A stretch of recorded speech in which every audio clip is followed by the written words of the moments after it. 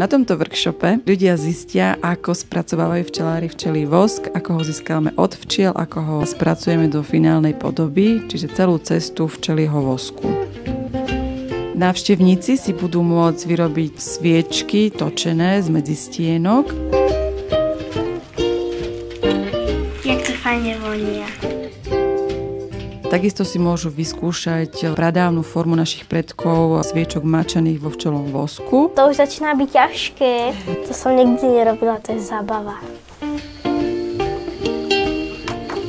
Alebo si tak môžu vyskúšať odlievaný včelí vosk, ktorý sa potom dá ozdobiť rôznymi kvetmi, šiškami alebo trblietkami. Wow. Ktoré si potom môžu buď roztopiť v aromalampe alebo zavesiť niekde do skrine, do šatníka.